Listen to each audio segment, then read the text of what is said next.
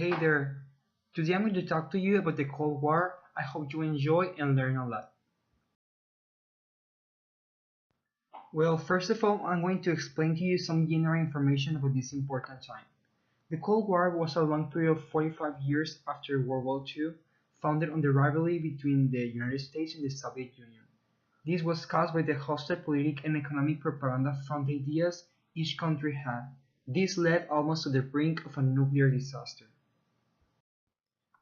This was never an official blood war, because the two conflicted countries never officially declared war on each other, but they fought indirectly by proxy wars like arms race and space races.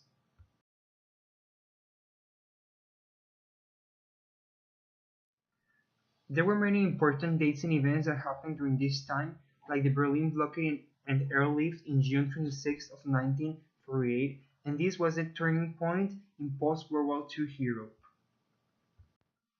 The space race in October 4th of 1957, where the US and the Soviets had an intense competition about space, who can get the farthest first. Soviets began leading this race with Sputnik 1. However, when they kept competing it actually brought them together and made the International Space Station. The closest fight almost happening between the US and the Soviets was the Cuban Missile Crisis in October of 1962 that included nuclear warfare also. Another date was on May the 1st of 1960 where the CIA had a plane trying to spy the Soviets. Then the Soviets shut it down and this led to an embarrassing conference between the US and the Soviets. Of course, the embarrassed part was from the side of the US. There was an arms race in November of 1969 that was slowed down because the talks of the strategic arms limitation. On December of 1979, the Soviets invaded Afghanistan, so the US and the Soviets backed up different sides of this battle. So this led to the US boycotting the 1980 Olympics. Also, in April 17 of 1961, there was an event called the Bay of Pigs, where the US tried to invade Cuba but failed. On November 9 of 1989, East and West Germany reunited so East Germany wasn't a communist anymore.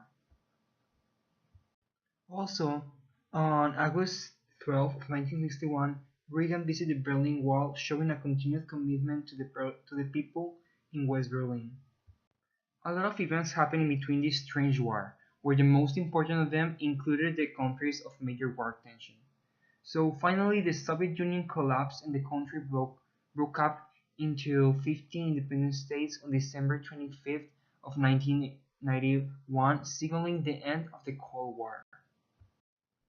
Between the Berlin blockade and airlift and the space race, it happened the Korean War on 1950, where things got heated between the US and the Soviets. It was a major event during this Cold War.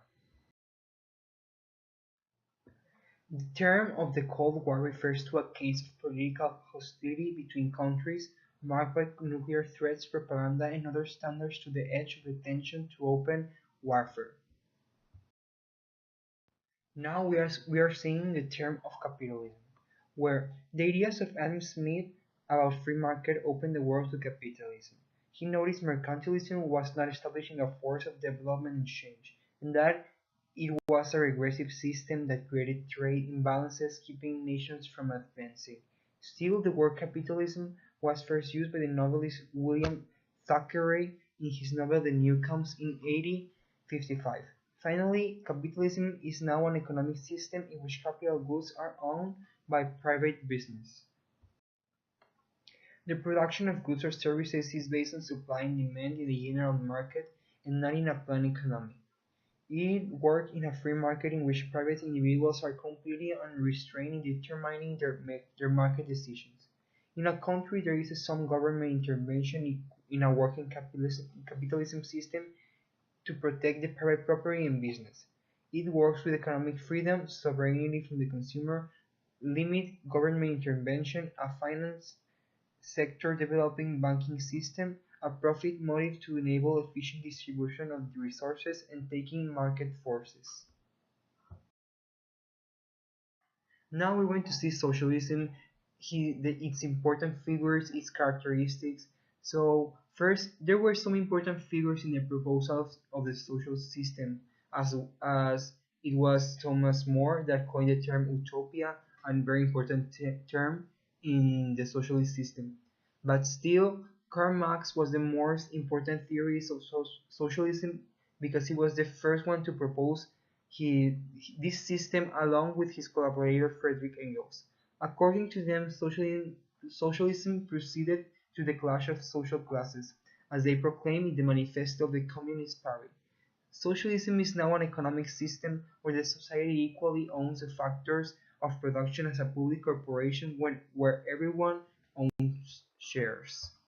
This economy incorporates elements of a centralized economic planning to assure conformity and to encourage advocate economic outcome. The factors of production are owned by everyone and valued by the usefulness of people, which is given goods according to their abilities, and to each person is given according to his or her contribution.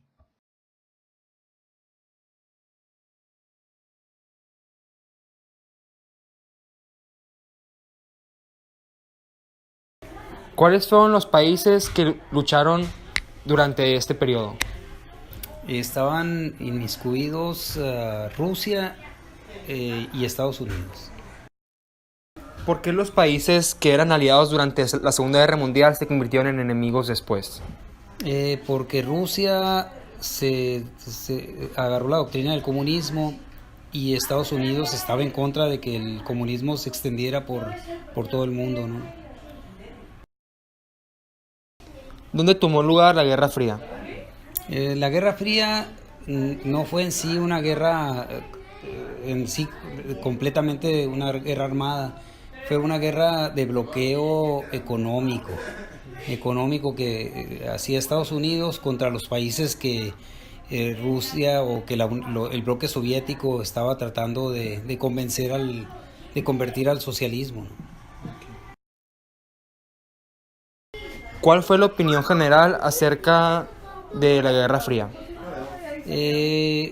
Lo que pasó en la Guerra Fría es que muchos países, como Cuba, por ejemplo, se hicieron países exageradamente pobres por culpa de los bloqueos que se hacían para que Rusia o el bloque soviético no se extendiera más en el mundo, ¿no?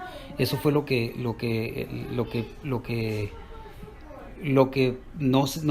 no le parecía bien al total del mundo, ¿no?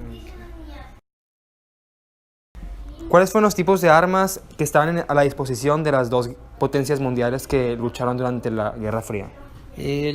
Normalmente no se usó, nunca hubo un enfrentamiento armado entre las dos potencias. Lo único que sí es que todo eran amenazas de ataques atómicos, ¿no? Atómicos y ataques nucleares entre los dos países. Sí, amenazas así. Amenazas, eran puras amenazas. World powers are that powerful because of their competition skills and national resources. This war was a constant clash between two main world powers trying to prove their dominance, competence, authority, and influence in the world. The way these countries express and demonstrate their influence was by their economic system that also controlled their political scene. Capitalism and socialism were total contraries that can never find a way to agree. Socialism is a system with too many disadvantages where the promotion of opportunities and economic outcomes change to disorder and complaining. Capitalism brings a more individual context that can also be a way to beat poverty and big economic factors. With all the differences, there shouldn't be a clash about this. No battles, just respect, dialogue, and agreement. A cold war is a waste of time that can be a productive time to share, innovate, and influence by looking at the common skills and objectives of each country.